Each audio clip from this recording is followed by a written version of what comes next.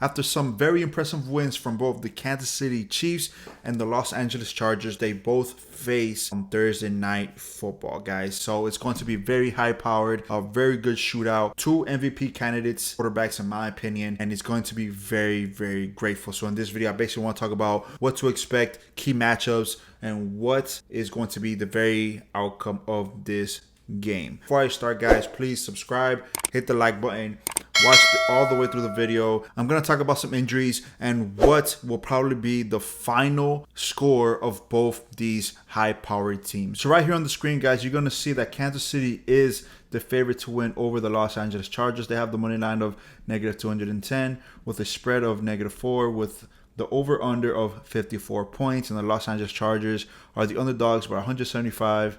They're expected to lose by at least 4 points, maybe more, and the over-under of 54 points in total. Now, I do want to mention this because this is what experts do. They do a lot of simulations to see what type of win-lose percentage and what are the predictions for this game.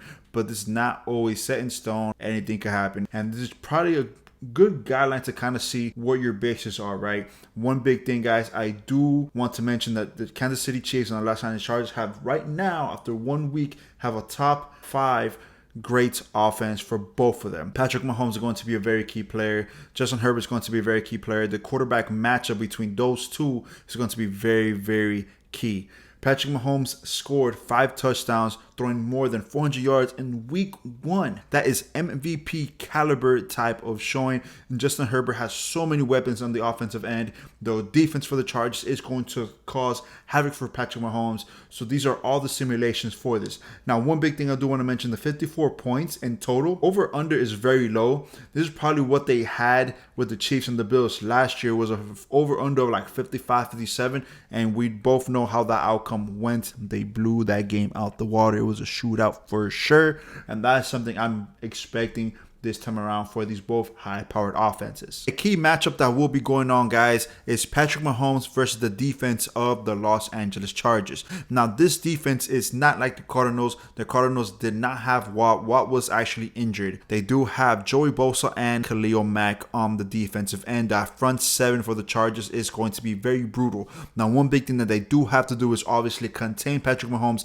inside the pocket, pressure him, and sack him. Right now, the Chargers did a very good job against Derek Carr, forcing him into 3 different interceptions, causing him a lot of pressure. And obviously, the Chargers did win that game for the defensive end and on the offensive end. So if the Chargers could hold Patrick Mahomes inside the pocket, pressure him, and just the DBs could cover these wide receivers for more than 5 seconds, even 2 seconds, while Khalil Mack and Joey Bosa do their work on the defensive end in the front line, it will cause a lot of issues for Patrick Mahomes. Now, on the other side, if Patrick Mahomes could avoid and get out the pocket and actually spread the field out and extend these plays, we do know Patrick Mahomes could have that magic like he's always have been doing.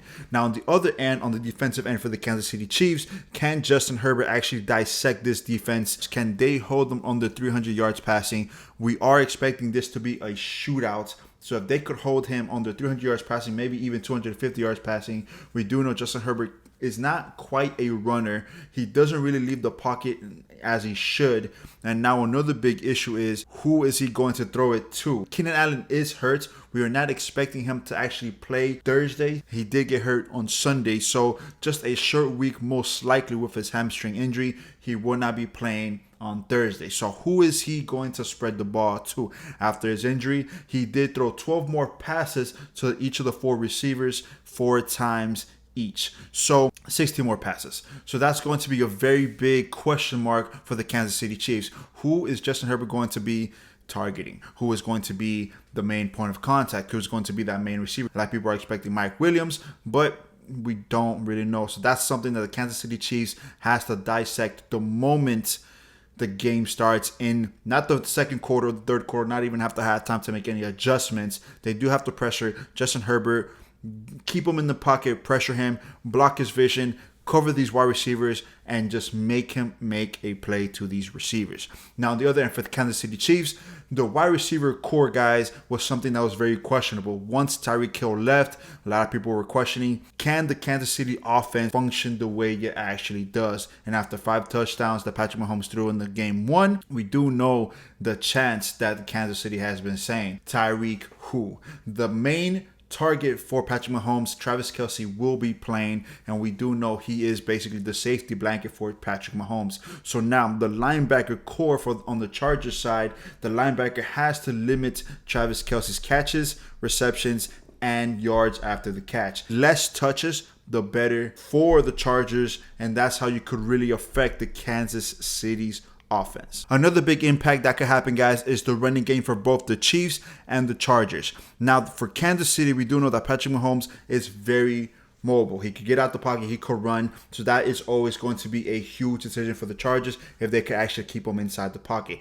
But if they keep him inside the pocket, what's going to happen next? The Kansas City offense cannot be one-dimensional. They have to keep the Chargers on the toes. So what they have to do the running game. The running game was pretty solid in game 1 versus the Cardinals, and the running backs did play their part. And on the other hand, on the Chargers side, Austin Aguilar, he didn't do as stellar as he was supposed to. So best believe they will be giving him the rock and giving him more touches regards to more rushing attempts and catches, just to make sure he's going to be another Justin Herbert safety blanket. So keep an eye out for Austin Aguilar, the running game for this. Now, the run defense on the other hand for both of these teams is going to be very key as well. Now, there's a lot of key matchups here: running backs, DBs, and receivers, the front 7, quarterbacks. All these things will play a part. Obviously, that's the whole offense, right? But Patrick Mahomes and Justin Herbert are MVP caliber candidates as of right now, in my personal opinion.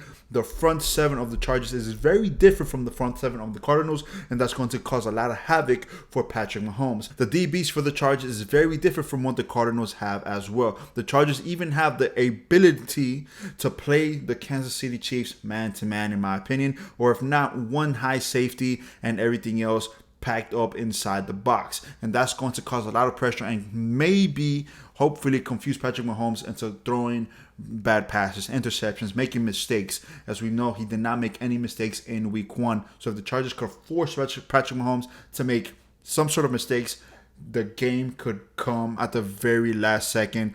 But I do not believe Patrick Mahomes and the Kansas City offense will score 44 points. They'll probably score 30. 30 points is still a lot of points for the NFL. And the Kansas City Chiefs are more than able to score 30 points, but they will not be scoring 44 points. It's not going to happen. The Chargers defense is very different, right? Now, just like the Chargers defense is very different from the Cardinals, the Kansas City Chiefs offense is very different from what the Chargers faced last week against the Raiders, right? The Raiders offense is not as stellar as the Kansas City Chiefs, but they're still going to be very, very impactful, right? But let me know down in the comment section what you guys think. Who are you leaning towards to, right? What do you guys think will be the final score predictions? Who do you guys think will win? I personally feel, guys, that Patrick Mahomes and the Kansas City Chiefs will edge out the Chargers.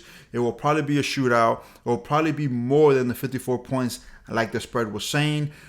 It will probably be 65 points in total, just a little bit higher. It will probably be a very close game. And just like I said, the defense is going to be very key for the Chargers, and the offense is going to be very key for the Chargers as well. The game right now is for Kansas City to lose and the Chargers to actually steal this game. Everybody is expecting the Kansas City Chiefs to win this game, and I'm expecting that as well. That's going to be my prediction, but let me know what you guys think. Am I wrong? Am I full of it? What key matchups probably did I miss? If I missed any, talked about the pass defense, the rush defense, the tight end matchups, the running back matchups, the QB matchups, the wide receiver question marks for the Chargers. Just let me know what you guys think, because we do know the Kansas City offense is very different without Tyreek Hill. Did they ever need Tyreek Hill? That's another question. Let me know down in the comment section what you guys think as well. All right, guys, so see you guys next time. I will be doing a live reaction for this game, so I'll see you guys on Thursday Night Football. Kansas City Chiefs, Chargers. Let's go. Peace out. Yo.